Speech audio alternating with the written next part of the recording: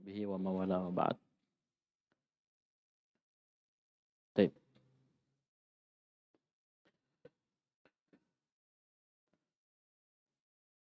Kita lanjutkan pelajaran kita baca kitab Thalathatul Usul karya Syekh Muhammad bin Abdul Wahhab rahimahullah. Kita sudah masuk di pokok yang kedua, al-aslu tsani, yaitu ma'rifatu dinil islami bil adillah. Mengenal agama Islam dengan dalil-dalilnya. Baik. Perhatikan di sini kita sebutkan dari keterangan dari Syekh Shalal Fauzan hafizahullah. Baik.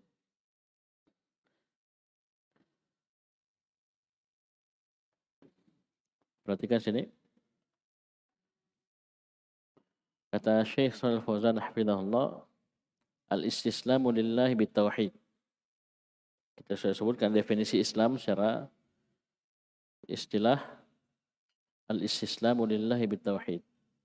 Bagaimana caranya? Apa itu tauhid? Wa huwa ifradullahi jalla wa ala bil ibadah. Mengisahkan Allah Subhanahu wa taala dalam ibadah. Ini. Ini kalau seorang muslim dia harus al-istislamu lillahi bitauhid. Dia harus mentauhidkan Allah Subhanahu wa taala dalam ibadah, dan ini makna tauhid. Inilah makna tauhid. Faman 'abadallaha wahdahu la syarikalah faqad istaslama lahu. Barang siapa yang menyembah Allah Subhanahu wa taala semata, tidak ada sekutu untuknya, maka dia sungguh telah istislam kepada Allah. Ya. Tapi ini baru satu, ya, baru satu bagian. Bagian yang kedua, wal inqiyadu lahu bit ta'ah. Kita inqiyad, tunduk kepada Allah dengan mentaatinya. Kita sudah sebutkan ketaatan dalam dua perkara, fima amaraka bihi wa ma nahaka an. Ketaatan itu pada apa yang Allah perintahkan kita dengannya dan apa yang Allah larang kita darinya. Kita taat dalam perintah dengan apa? Melaksanakannya. Taat dalam larangan dengan meninggalkannya. Perhatikan sini. Fama amaraka bihi, apapun yang Allah perintahkan kamu dengannya, taf'aluhu, kamu lakukan, kamu kerjakan. Wa ma nahaka anhu, dan apa yang Allah larang kamu darinya, tajtanibuhu, kamu jauhi, tinggalkan. Ya. Apa niatnya? Ta'atan lillah, sebagai bentuk ketaatan kita kepada Allah. Ya, ta'atan lillah. Ini sebagai apa? Maf'ul li ajlih, min ajlih, maf'ul lahu. Jadi kita melaksanakan perintah, menjauhi larangan ini sebagai bentuk ketaatan kita kepada Allah, dan inilah Islam. Inilah Islam. Seorang Islam muslim ini dia harus tunduk kepada Allah dengan apa? Taat kepada Allah. Taat dalam dua perkara, taat dalam perintah dan dalam larangan. Bisa dipahami? Ini subhanallah. Kalau ini dipahamkan kepada kaum muslimin, luar biasa. Ya, luar biasa. Bahwasanya inilah Islam sesungguhnya. Kalau kita betul-betul muslim, seperti ini. Yang pertama tauhid, ya. Betul-betul beribadah hanya kepada Allah. Yang kedua, kalau kita muslim, dengan muslim yang sebenarnya, kita harus taat kepada perintah Allah. Ya, dengan melaksanakannya. Taat dalam larangan Allah dengan meninggalkannya. Kemudian yang ketiga, wal bara'atu minasyirki wa ahli. Baik. Kita berlepas diri, menjauhi kesyirikan dan para pelakunya. Baik. Wal bara'atu maknaha al-inqita' wal i'tizal. Makna dari bara'ah yaitu terputus, ya, menjauh. Ya, wal bu'du anisyirki wa ahli. Baik. Kita harus menjauh dari kesyirikan dan para pelaku kesyirikan. Bukan kesyirikan yang kita jauhi, tapi pelakunya tidak. Bagaimana caranya? Kita berlepas diri dari kesyirikan dan para pelakunya. Ini penting, perhatikan. Bi anta taqida butlana syirki. Yaitu engkau betul-betul meyakini dengan seyakin-yakinnya akan batilnya kesyirikan. Karena suatu perkara walaupun itu batil tapi kita tidak meyakininya sebagai kebatilan, maka tidak ada gunanya. Walaupun kita tidak melakukannya. Kita tidak melakukan kesyirikan, tapi kita tidak meyakini kebatilan kesyirikan tersebut. Ini berbahaya. Ini berbahaya. Walaupun kita tidak lakukan. Ya, kita harus yakini dengan seyakin-yakinnya kebatilan syirik. Ya. fatabta'idah anhu. Baik. Dan dengannya engkau menjauh darinya. Kemudian wa ta'taqida wujuba adawatil musyrikin. Dan engkau meyakini wajibnya kita memusuhi orang-orang musyrikin. Ya, memusuhi di sini ya kita sudah sebutkan dan pembahasan di awal-awal kitab, bukan berarti kita harus menzalimi mereka. Ya. Karena yang paling pokok adalah apa yang di dalam hati kita. Kita membenci kesyirikan, membenci pelakunya, memusuhi kesyirikan. Ya. Tapi bukan berarti kita menzalimi mereka. Apalagi ya sampai melakukan aksi-aksi. Ini salah paham, salah kaprah terhadap agama Islam. Bisa dipahami? Baik. Kemudian kata Syekh di sini, perhatikan. La yakfi annaka tastaslimu lillahi wa tanqadu lahu bitta'ah. Tidak cukup engkau beristislam kepada Allah dengan tauhid. Tidak cukup engkau tunduk kepadanya dengan ketaatan. Wa anta la tatabarra'u minasyirki wala minal musyrikin. Sedangkan engkau tidak mau berlepas diri dari kesyirikan dan dari pelaku kesyirikan. Tidak cukup. Tidak cukup. Oleh karena itu Syekh Muhammad bin Abdul Wahab menggabung tiga-tiga ini. Al-istislamu lillahi bitauhid wal inqiyadu lahu bitta'ah wal bara'atu minasyirki wa ahli. Ya. Karena kalau dua saja tidak cukup. Harus digabung dengan yang ketiga ini. Bisa dipahami? Kata Syekh, hadza la yakfi. Baik. Wala tu'addu musliman hatta tattasifa bihadhihi sifat. Dan engkau tidak dianggap sebagai muslim yang sebenarnya sampai engkau bersifat dengan sifat-sifat ini. Beliau rinci. Yang pertama, al-istislamu lillahi bitauhid. Yang kedua, al-inqiyadu lahu bitta'ah. Yang ketiga, al-bara'ah, berlepas diri mimma yudaddu tauhidah. Dari apa yang merupakan lawan dari tauhid, wa yudaddu ta'atah. Apa lawan dari ketaatan itu apa? Kesyirikan. Ya. Jadi kita harus berlepas diri dari lawan dari tauhid yaitu kesyirikan. Yang keempat, wal bara'atu min ahli syirk. Berlepas diri dari pelaku kesyirikan. Dan ini makna ini sangat nampak dari surah Al-Kafir. Ya. Kesyirikannya, pelakunya, ya. Ya, qul ya ayyuhal kafirun. Ini sudah. Ya disuruh. La a'budu ma ta'budun. Berlepas diri. Saya tidak menyembah sedikit pun dalam bentuk ibadah apapun kepada siapapun yang kalian sembah. Siapapun dia. Apapun bentuknya. Kesyirikan bentuk apapun. Tidak. Ya. Berlepas diri. Ya. Terakhir apa? Lakum dinukum waliyan. Kita berlepas diri dari para pelaku kesyirikan. Tinggalkan mereka dengan agama mereka. Bagi kalian agama kalian, bagiku agamaku. Bisa? Jadi kita berlepas diri dari kesyirikan dan para pelakunya. Bitahqiqi hadhihi sifati takunu musliman. Dengan mewujudkan, merealisasikan 4 sifat ini, disitulah engkau menjadi muslim yang hakiki. Bisa dipahami? Muslim yang sebenarnya. Bisa? Ini subhanallah ya, ini definisi dari Syekh Muhammad bin Abdul Wahab rahimahullah yang hendaknya kita hafal.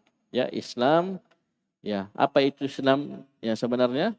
Al-istislamu lillahi bitauhid wal inqiyadu lahu bitta'ah wal bara'atu minasyirki wa ahli. Kemudian beliau menyebutkan ya, tingkatan-tingkatan Islam. Itu apa?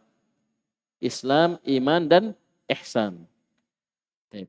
Wa kullu martabatin laha arkan, dan setiap tingkatan itu memiliki rukun-rukun, ya, rukun-rukun. Sekarang kita masuk rukun Islam. Kita sudah baca kemarin. Ya, kata Syekh rahimahullah, fa arkanul islami khamsatun. Rukun Islam itu ada 5. Yang pertama, syahadatu an la ilaha illallah wa anna Muhammadar Rasulullah. Sini ada faedah yang bagus di syarah Salatul Usul Syekh Abdul Rahman ya Al-Qasim. Ini tentang konsekuensi dari syahadat itu sendiri. Ya, sama di persaksian di pengadilan kita bersaksi itu bukan hanya sekedar mengucapkan. Ya. Jadi kita sampaikan, ya, kita ucapkan, ya, kemudian kita yakini, ya, dan kita siap dengan konsekuensinya. Itu syahadah. Ya. Jadi bukan sekedar ngomong la ilaha illallah asyhadu an la ilaha illallah wa asyhadu anna muhammadar rasulullah.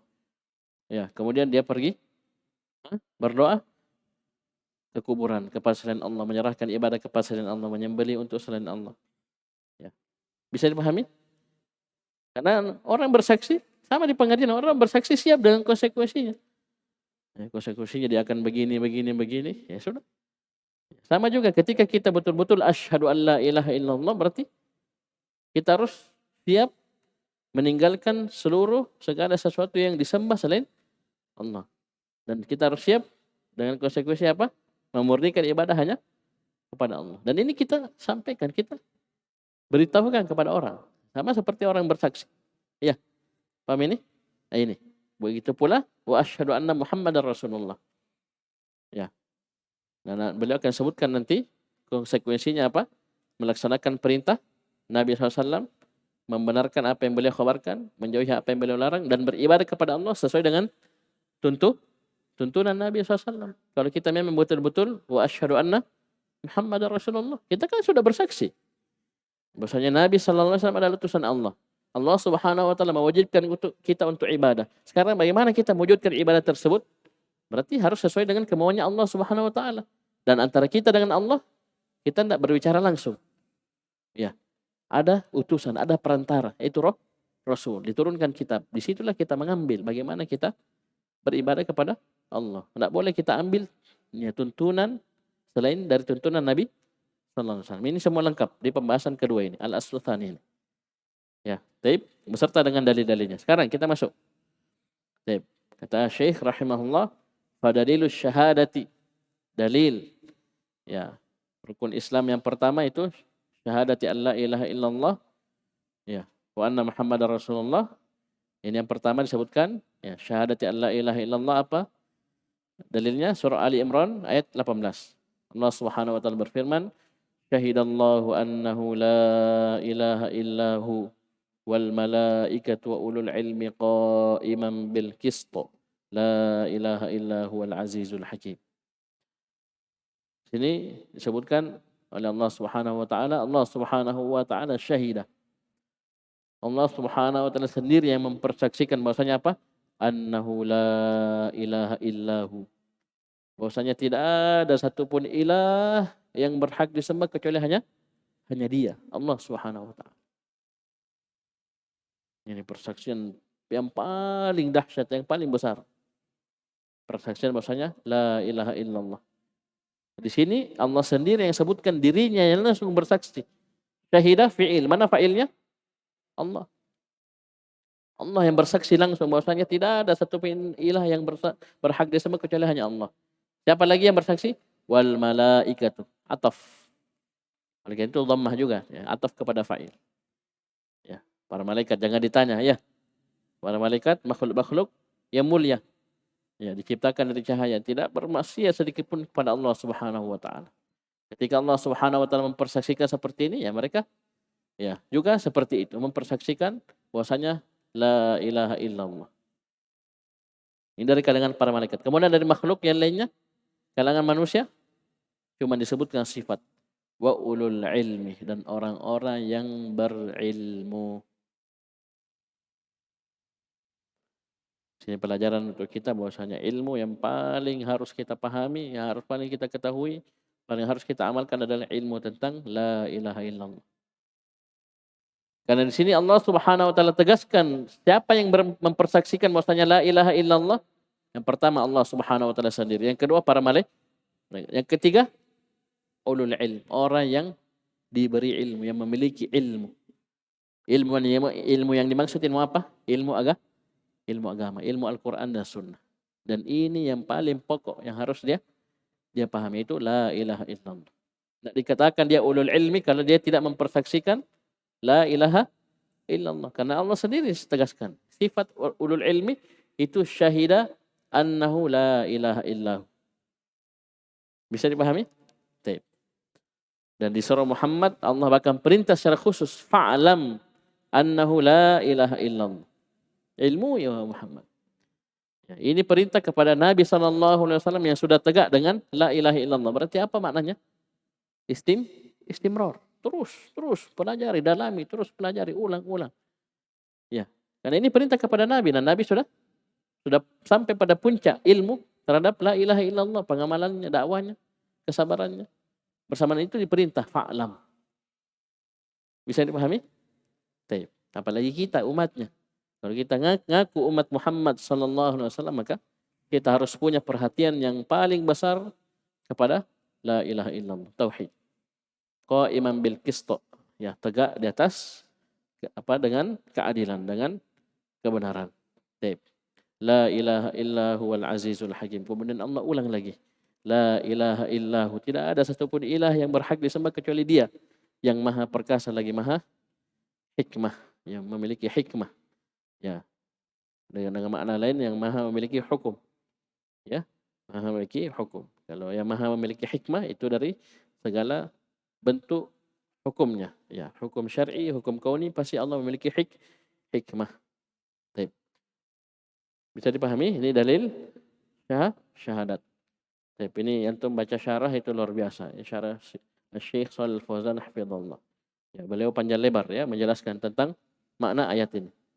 Jadi kalau antum dapat ya kitab-kitab yang matan-matan seperti salah satu usul Al-Qawaidul Arba', kemudian antum dapat ayat di situ, kemudian ada ulama yang mensyarah buku tersebut, maka ya, perhatikan bagaimana ulama tersebut menjelaskan ayat itu. Karena itu tafsir dari alim tersebut.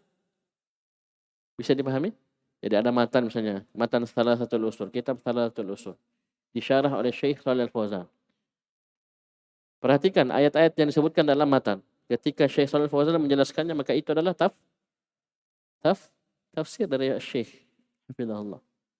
Dan ini antum lihat sendiri, ya, Syekh Shalih Fauzan itu tidak tanggung-tanggung. Kadang satu ayat, satu surah dibahas. Seperti surah Al-Asr ya, yang pertama sebutkan. Panjang lebar.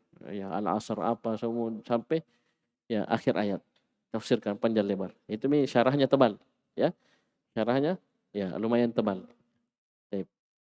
Kemudian kata Syekh rahimahullah, Syekh Muhammad bin Abdul Wahhab, baik, wa maknaha, dan makna dari la ilaha illallah ay la ma'buda bihaqqin illallah. Ini wajib dihafal ya. Ini makna yang benar dari la ilaha illallah. Karena kenapa? Nanti kita akan pelajari banyaknya kelompok yang menyimpang dalam memahami makna dari la ilaha illallah. Jadi dasar agama saja, la ilaha illallah saja sudah gagal paham, salah paham. Banyak yang seperti itu, banyak. Ya. Tanya apa makna la ilaha illallah? Tidak ada Tuhan selain Allah. Betul itu? Tidak. Tuhan banyak. Banyak yang sembah selain Allah. Ya. Berarti masih kurang, belum tepat. Ya. Bisa dipahami? Tapi kalau kita pahami la ma'buda bihaqqin illallah, ya. Inilah yang dipahami oleh orang-orang musyrikin, kafir Quraisy. Saking pahamnya tidak mau dia ucapkan. Karena mereka ahli bahasa, ahli sastra. Ya. Saking pahamnya mereka tentang la ilaha illallah, sama sekali tidak mau ucapkan. Berbeda kita orang sekarang, ya. Terbalik. Ucapkan la ilaha illallah ratusan kali, ribuan kali, bersama dengan itu perbuatannya, amalannya bertentangan dengan la ilaha illallah. Kenapa? Jahil tentang makna la ilaha illallah. Bisa dipahami? Jadi maknanya apa? La ma'buda bihaqqin illallah. Tidak ada satupun yang disembah dengan hak, yang berhak disembah kecuali hanya Allah Subhanahu wa taala. Ya. Adapun selain Allah disembah itu ilah, tapi ilah batilah. Ya. Ilah batil. Ya. Tuhan-tuhan yang batil. Baik. Perhatikan, Syekh kemudian menyebutkan dua rukun la ilaha illallah. Kita sebutkan dulu, nanti kita ulangi, kita perdalam. La ilaha, ini rukun yang pertama. La ilaha nafiyan jami'a ma yu'badu min dunillah. Ya, potongan yang pertama la ilaha ini betul-betul menafikan seluruh apa yang disembah selain Allah Subhanahu wa taala. Kenapa? Ilaha nakirah. Nakirah dalam susunan penafian. Rumusnya nakirah terletak dalam susunan penafian maka mencakup seluruh umum. Siapapun ilah tersebut. Ya, yang disembah selain Allah Subhanahu wa taala. Ini kata jami'. Coba lihat. Ya, seluruh ilah siapapun dia, apapun bentuknya. Ya, dinafikan. Tidak ada satupun yang berhak disembah. Illallah, ini rukun kedua. Al-isbat. Kalau tadi an-nafi, ini al-isbat. Yaitu apa? Illallah musbitanil ibadata lahu wahdah la syarikalah. Illallah menetapkan ibadah itu hanya untuk Allah Subhanahu wa taala semata. La syarika lahu fi ibadatih. Tidak ada sekutu untuk Allah Subhanahu wa taala sedikit pun dalam ibadah. Kama annahu laisa lahu syarikun fi mulki. Sebagaimana tidak ada satupun syarikat untuk Allah dalam kerajaannya. Ya, ada penguasa. Ya, alam semesta selain Allah. Dari sisi rububiyah, semua bentuk rububiyah tidak ada. Allah yang atur, Allah yang cipta, Allah yang kuasai. Ya, Allah yang kendalikan. Ya. Sebagaimana tidak ada syarikat sekutu untuk Allah dalam kerajaan ini, alam semesta ini, penciptaan dan seterusnya. Begitu pula tidak ada sekutu untuk Allah dalam ibadah. Dan ini dua rukun la ilaha illallah kita sudah sebutkan di pelajaran-pelajaran awal bahwasanya tauhid tidak akan mungkin terwujud kecuali dengan menggabung dua. An-nafy wal isbat tidak akan mungkin terwujud tanpa menggabung dua ini. Kapan hilang satu, maka tidak terwujud tauhid. Oleh karena itu kalimat tauhid la ilaha illallah ini menggabung dua ini. An-nafyu wal isbat.